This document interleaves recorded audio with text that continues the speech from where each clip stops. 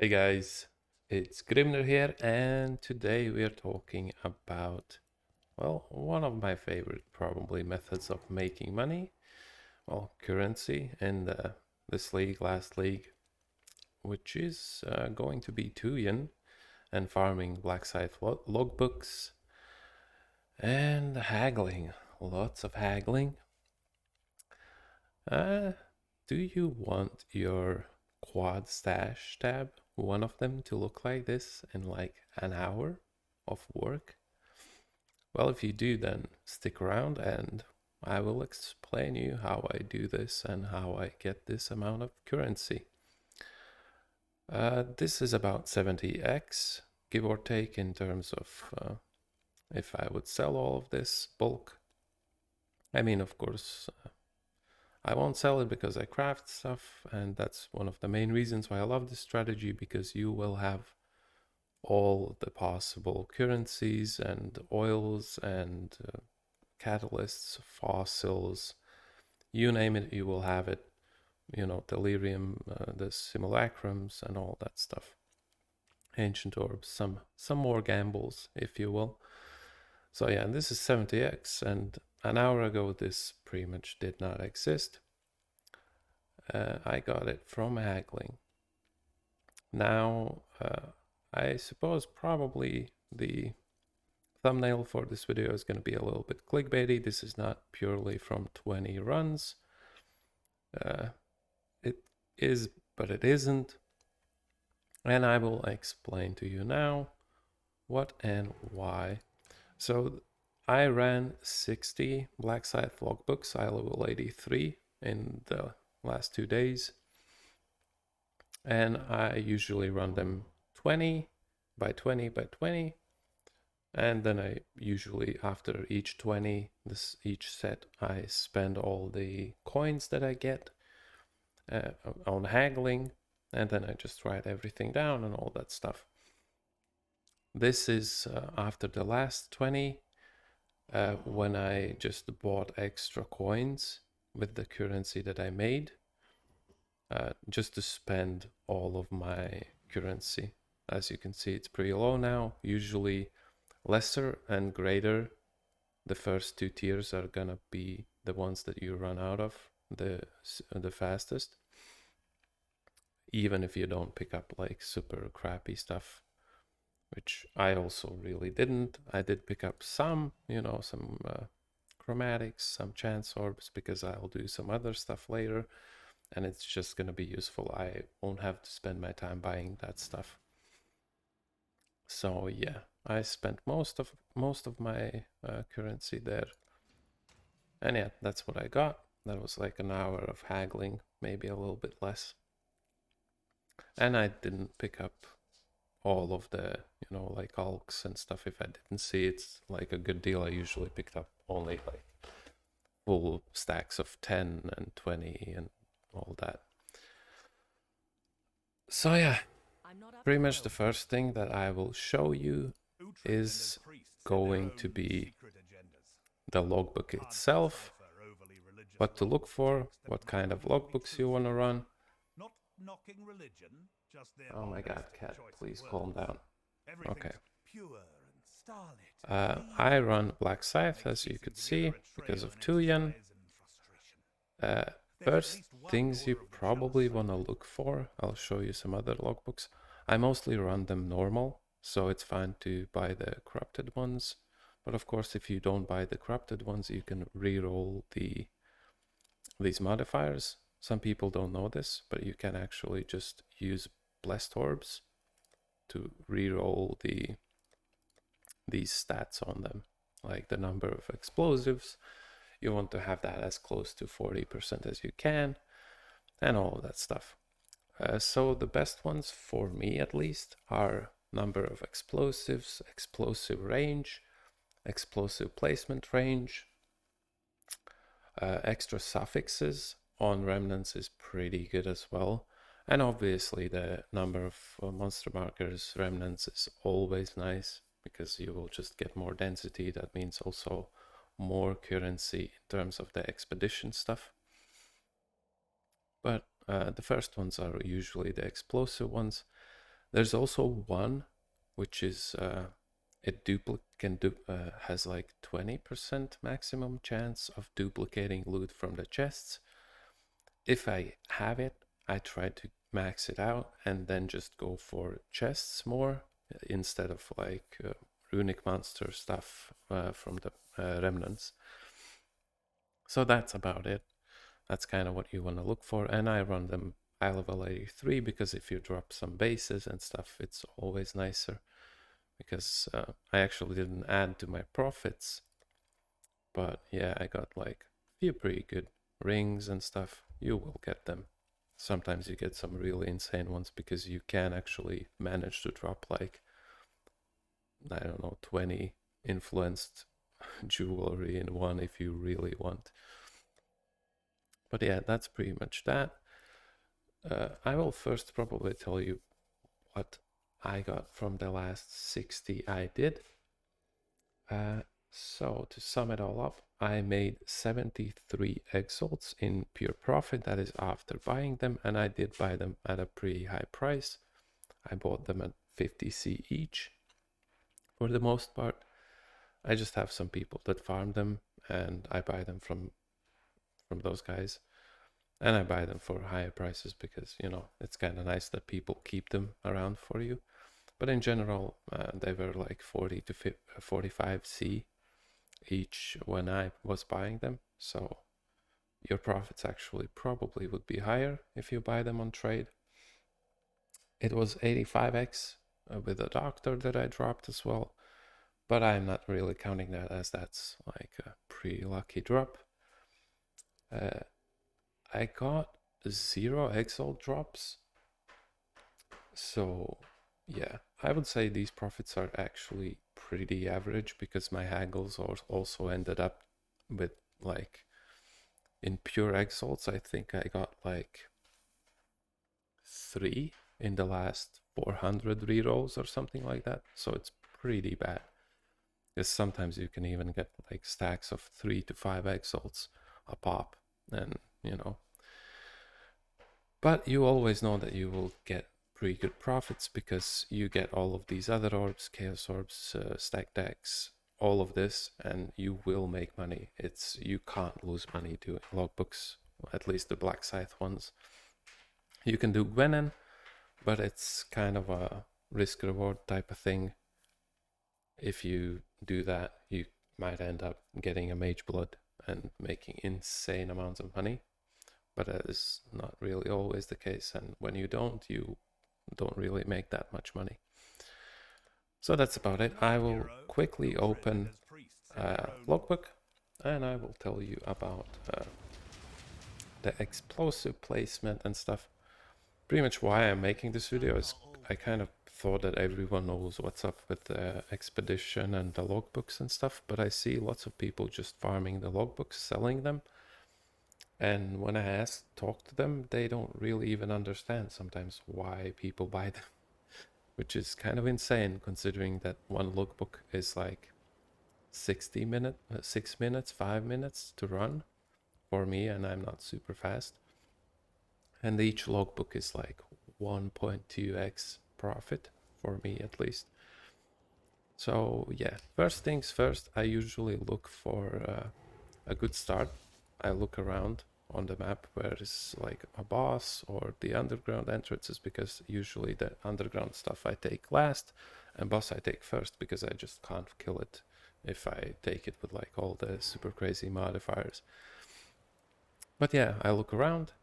This looks pretty good. Artifacts from excavated chests, one of the good ones.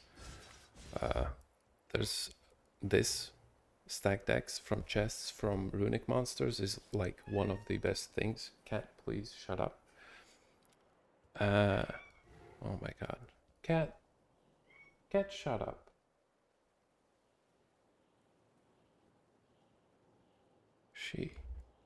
Okay. Be good. If you stack up like there it is 40%. I sometimes get it up to like 200% in one logbook, and then you just get like exalt shards drop from these ones quite often, And I've had some where I dropped just like 8x shards. Next one I open 8x shards and all that stuff. So it's pretty insane. So I usually run around the area for like 30 seconds to 60, depending on the layout and depending if I can find like a good starting point. I would say this is pretty good for me because I do leech life and mana, but I mostly get stuff on hit because I use a claw. So that's a starting point. So obviously if that's the end point, I will try to probably go around like that. So and end up there. So what do we pick on the way? Obviously the stacked axe, very nice. That's a really good one. Immune to chaos damage, I don't care about it. Monsters take reduced damage. Also, it does kind of suck. It will make it slower, but I can take it. And well, 10% chance to get an additional unique from each runic monster is pretty good. So yeah, just try to grab as many of these as you can. And of course, where is it? These ones. Those are the ones that drop the artifacts, which is, well, mostly what you want from this. Because the drops from the logbooks themselves is not really what will make you the most amount of money. Most of the stuff that you will get is the artifacts, and that will make you a lot of cash. This is not really going to be a good layout for me, but it's going to be fine. It's not the worst thing ever. And try to manage it so you just pop as many things as you can on the way. And I can grab the bleeding, don't care. Experience if you want to level, and if you don't die, if you know that you won't die too much, you can grab that stuff. But I tend to die sometimes, at least I used to. Now I upgraded my stuff and I don't really. Plus LE res. Okay, I will just grab that one. Ward, I don't know, look at these tanky ones and think if you can actually kill the mobs later, because some of them can be pretty tanky, and if you pick up a lot of block, LE res, obviously when they have a chance to ignore all damage, you can stack it up so they're like literally immortal. So don't do that probably if you can't deal with that stuff later. So yeah, that's pretty much the last one I needed from there. I'll just so this is faster, I'll just do this. Cannot be crits, whatever. I don't care. Okay, so you have set it up. One of the things, look at this, the little icon. Hover it quickly before you detonate anything to see if you like this, especially the yellow ones. If you haven't picked something that is like your immunity to your main damage or some stuff like that, please look at this. There have been a bunch of Reddit threads about this. Oh, how am I supposed to know? I accidentally placed a bomb on on the calling strike one when you're running low life and the mobs just kill you on one shot on full ES. Just look at this quickly, see what's going on. Okay, I can run this, detonate, and yeah, I'll just run this real fast. Okay, so I am done with this one. That's the loot that I picked up. Nothing interesting, and this one's like a, you could say, a loss. Well, not really. The main thing that you need, obviously, is the expedition artifacts, which is, well, the main thing, the main way how you make money. I mean, still, this is like, what, say, like 15, I don't know, some 25 chaos probably. Yeah, so this is probably, I would say, like 30 chaos or something like that. So it's nothing too crazy, but, well, it does make some of the money back that you spend on the... On average, I would say that you do get your money's worth back from the logbooks themselves. And then everything you get from the Tujen haggles is, well, pure profit basically. One extra thing I wanted to mention about the logbooks themselves, you also, depending on what your character does, you have to decide how you run them. If you're running something like ballistas or totems, I would say probably just pick up loot and open boxes as you go. It's going to be nice and fast. But if you're like very zoomy character, mine is kind of zoomy-ish, you probably want to just run through the logbook, and then you pick up the loot, which shouldn't be too long for any fast characters. Now let's talk about the haggles themselves. At first, I would say probably pick up stuff like scours. Well, scours are nice always. I pick them up if they are in like 10 of them in a stack or something offered to me.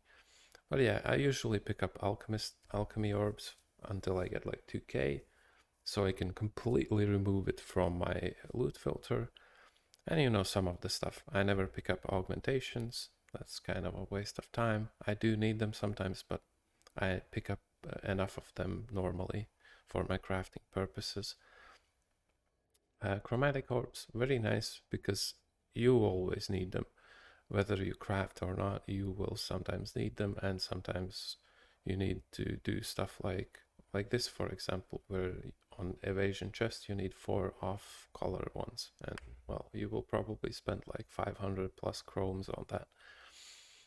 Fusings, all of this is really nice. Fusings are extra nice this link, obviously, because they are more expensive than in the previous one.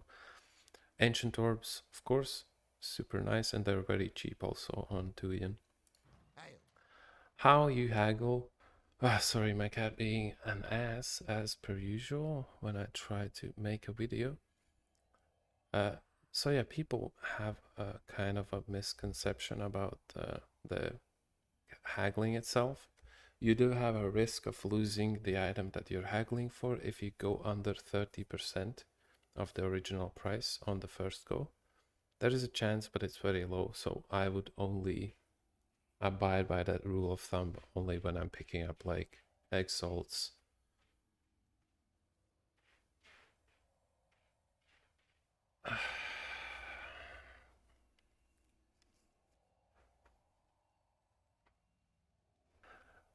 As I was saying, basically people do have a little bit of a misconception sometimes, some of them, about the haggling itself.